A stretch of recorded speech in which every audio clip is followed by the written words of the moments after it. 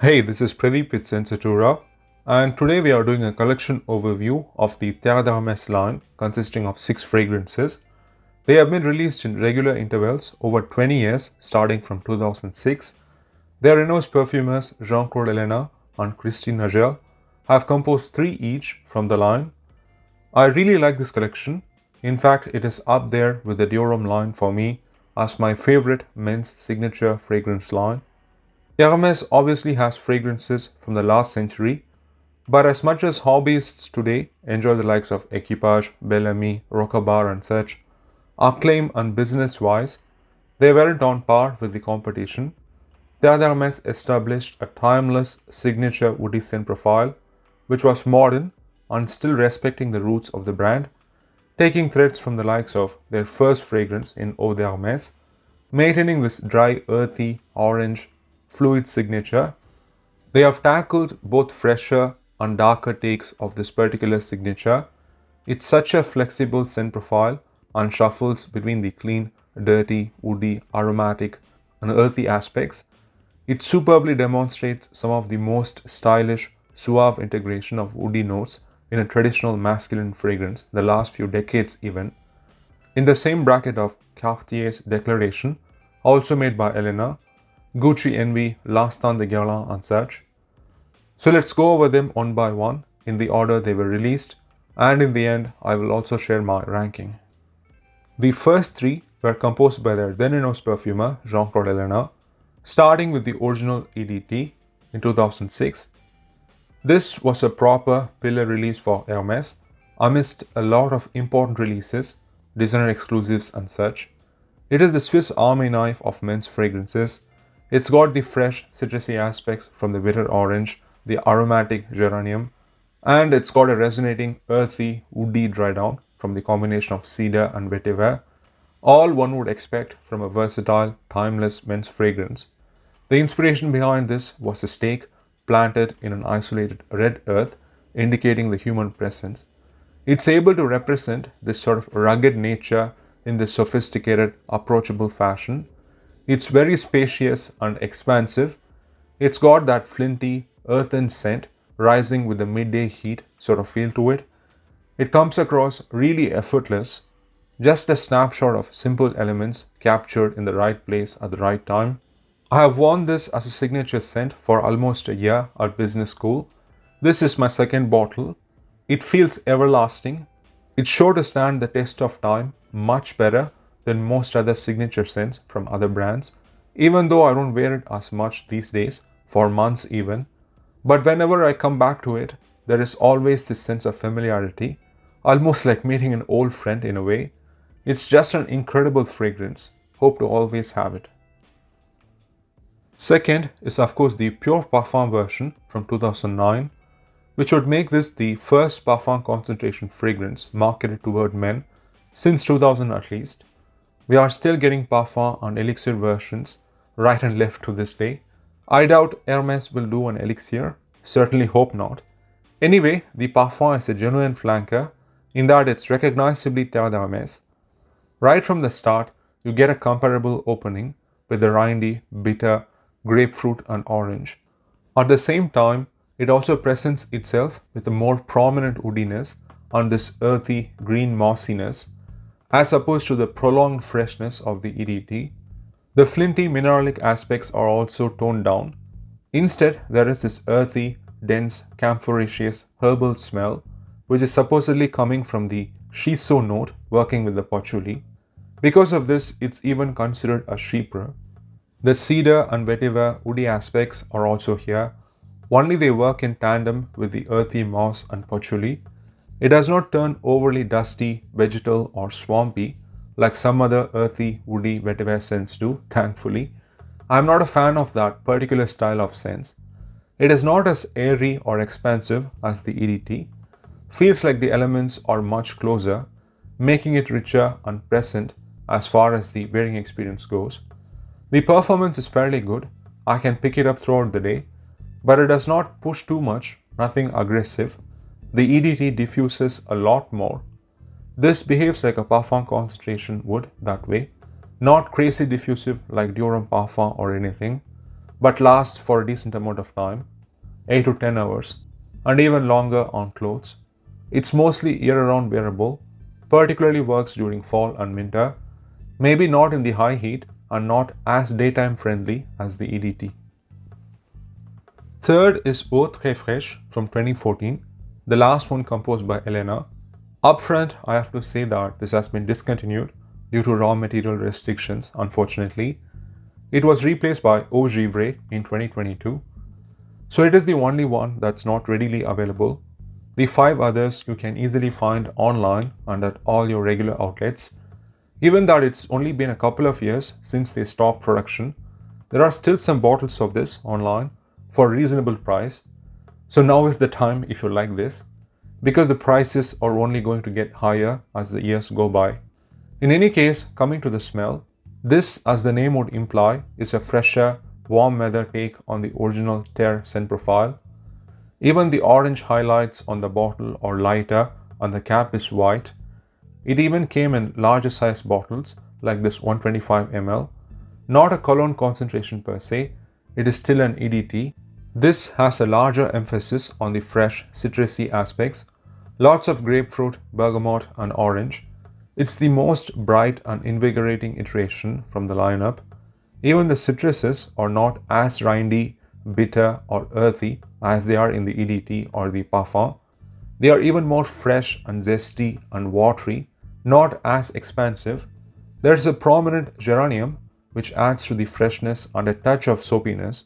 The woody elements like cedar and vetiver are also present, just not as prominent or earthy. The metallic aspects from the flint are also minimal here. Performance is not bad at all for a fresh citrusy fragrance, a decent 5 to 6 hours. Obviously, I do like to go heavy on the trigger with this and reapply throughout a good hot day. It just works great in summer. Plus, it's not so hell-bent on being a citrus-focused fragrance that it could be really worn year-round.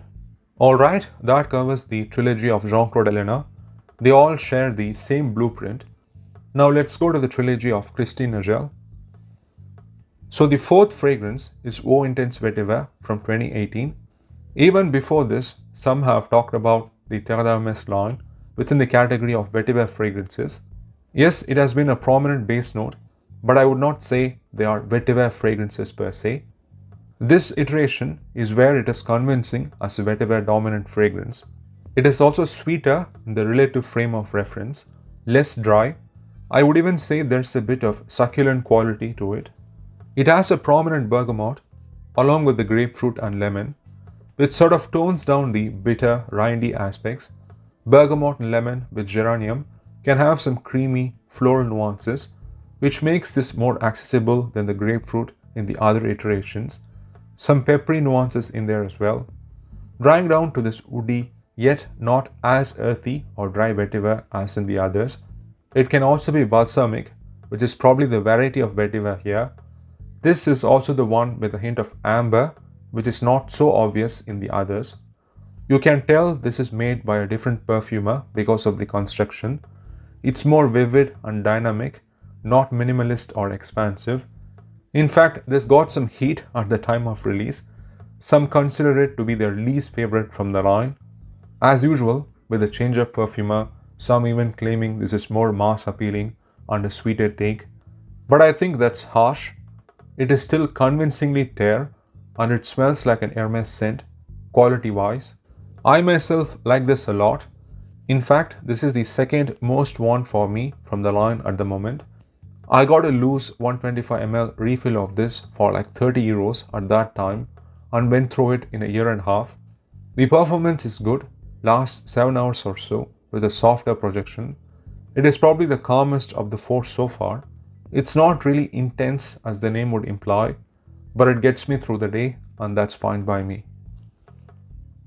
The fifth is Eau Givree from 2022. This is supposed to be filling the gap of Eau Très Fraiche within the line for a fresher iteration. As such, this is a frozen, icy, mineralic fragrance. Even the bottle has this sort of frozen design.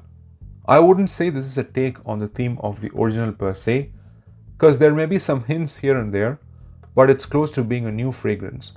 What you can also tell is that this is a post H24 Terre d'Hermès, because it plays on that glossy, metallic, reflective urban styling. They even call the original H24 EDT a tech fougere, though this is a little more natural. This has a superb, lively opening from a convincing combo of citron and juniper berries with some peppery, tonic-like nuances. It's aromatic, braising, lively at the start, which is my favorite part of the scent. The terrain change from the red-orange earth to this icy image certainly comes through. There is no grapefruit or flint or much of the vetiver. What it dries down to is this ashy, charcoal sort of mineralic, really modern, nondescript woody smell with a reminder of those fresher notes. Performance is decent. They even say this is an EDP for technicality. Lasts for 5 to 6 hours or so with a moderate diffusion. It's another one that can work really year round if I feel like going for a fresh fragrance. Okay, now the sixth and the last one, which just officially released like a week ago. This is Eau de Parfum Intense from 2025. It can be kind of paired with Eau Intense Vetiver, just like Eau Givree could be paired with Eau Très Fraiche. It wasn't something that was expected instead of an H24 flanker, but we have it.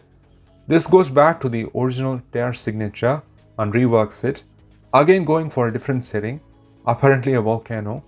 What's used to evoke that setting and sense of heat and darkness, or coffee and licorice complementing the vetiver, and they try to do it without going full-on gourmand.